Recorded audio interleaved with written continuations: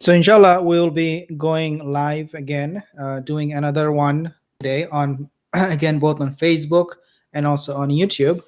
You on YouTube. If you're new to this channel, consider subscribing because we talk about the recent events, current events, in light of the coming of the Dajjal, the end of time, the Mahdi, and we use the Hadith and Quran, inshallah.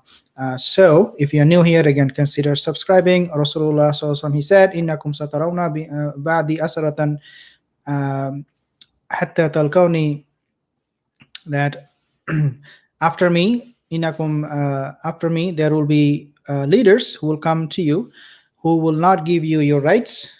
So be patient. Fasbir hatta talqawni. Fasbir, have patience until you meet me. Now, this hadith is going to be something that we'll be discussing because Lebanon, they are going through this crisis of not getting their rights from their leaders, as the hadith indicates that you will not get your rights. Innakum satarawna min ba'di asaratan, that you will not get your rights after me from your leaders. Lebanon was hit with many crises, and one of them is that their basic needs like food, shelter, job, employment, things like that, it was very hard, if not impossible, for them to get.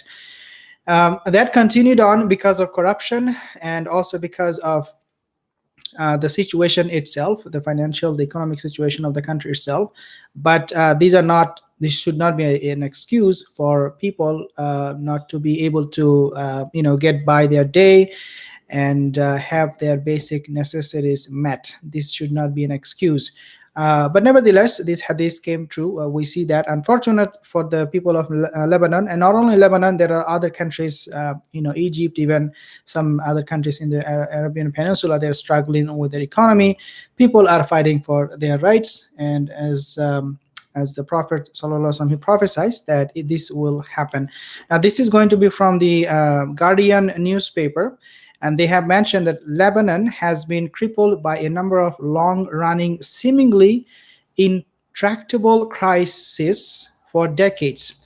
And again, this article is going to be from the Guardian newspaper. And they mention the country endured a devastating 15-year civil war and has often been caught in the crossfire of regional conflicts. So basically what they're saying is that Lebanon is a country, I believe on the south of Lebanon is Syria, and on the north is Iran, if I'm not mistaken. I can be mistaken. But the point here is being, one of the reports, it says that Lebanon is a country that is always in war, always, whether it is with the south or the north, because they're in the middle, and they depend heavily on importing their foods. Okay, they depend heavily on importing their foods.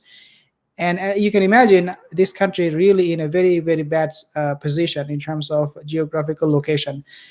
But the deadly explosion that ripped through Beirut port on Tuesday, which was yesterday, as we have seen what happened in Lebanon, and they're talking about that, Guardian newspaper again, which comes amid the coronavirus pandemic and an economic meltdown, may be the calamity that brings a beleaguered nation to its knees. Now, this is very important for us to understand. As I mentioned, that Lebanon was going through a lot of crisis. People were not able to get a job, food, shelter, everything became very hard for people. And that happened, that continued on for a long time. Now, with this incident, the explosion that took place, now with this situation, according to Guardian newspaper article, the situation is going to get much worse. It may even, according to my understanding, and I hope that this will not be the case, but my understanding is that this is not going to have just a miniature or a very small scale of impact in the region. It will have an impact that would create a lot of instability in the region. It will trigger many other problems, many protests, unrest. Allahu alam, because right now these people who are already struggling to have their basic needs met are seeing this new devastating thing. This explosion would make them break completely, and they might just come out to the street, because if they don't come out, they might think, well, we are dying anyways. Why not just give it a fight and see if our rights can be met? This is what, when situation is desperate, people take desperate measures. Hopefully that will not be the case, but according to Guardian newspaper, this might give rise to many and much more crises for Lebanon and Lebanese people. COVID-19, we know Lebanon has recorded more than 5,000 cases of coronavirus with 65 dead. While the numbers are comparatively low, they have spiked recently and spread to new parts of the country. Okay, so even with the COVID-19, we know that Iran is struggling a lot. Iran had the highest number of cases yesterday, I think. Even with that, Lebanon, even though they were doing good, not like Iran. However, things are changing for Lebanon, and they are now seeing more and more people getting infected by this COVID-19. And obviously, their healthcare system has been strained because of the overwhelming number of cases that are coming in every single day now. The number of cases currently exceeds 100 per day, and this is a big problem that cannot be addressed by the health system as it is beyond its capacity. Again, as I mentioned, the COVID-19 is going to be one of the problems that they're facing out of many. Now, the protest, we talked about that. October last year saw people in at least 70 towns across Lebanon protest against perceived government corruption, austerity measures, and a lack of basic infrastructure. Tap water is not safe to drink. Here we go. It's number one. And electricity blackouts occur daily. As I said, إنكم سترون من بعدي أسرة حتى تلقوني فاصبر حتى تلقوني.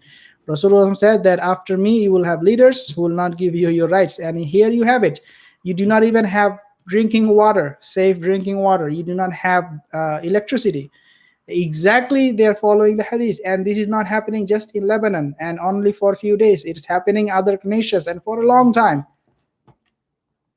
Economy free fall. Lebanon is enduring an economic crisis that has crippled the country, and we know that, driven thousands overseas and sparked widespread protest against what is seen as a corrupt and incompetent political system. We know that Lebanon is being run by Shia Hezbollah. They have army unit that contributes to Lebanon's national security, and they also have Shia army units. So the country is really in a very complicated relationship within itself, to say the least. Nearly half of the country's population lives below the poverty line, and 35% are out of work, according to official statistics. In March, means just few days ago, a few months ago, I should say, in March, for the first time in its history, Lebanon announced it was defaulting on its debt. Wow, that is insane. It has a national debt of $92 billion. $92 billion. So just like insane, eh? Nearly 170% of its GDP, one of the highest debt ratios in the world. So Lebanon is bankrupt. Lebanon is gone. Lebanon is gone. And we talked about the fall of the currency of the Prophet ﷺ. He prophesied in the Bukhari, Sahih al-Bukhari, that the Sham currency will fall, and obviously it did. But now, one more country, if you like to add, is going to be Lebanon. They are also in a free fall for their economy. That's the point. That's what they're saying.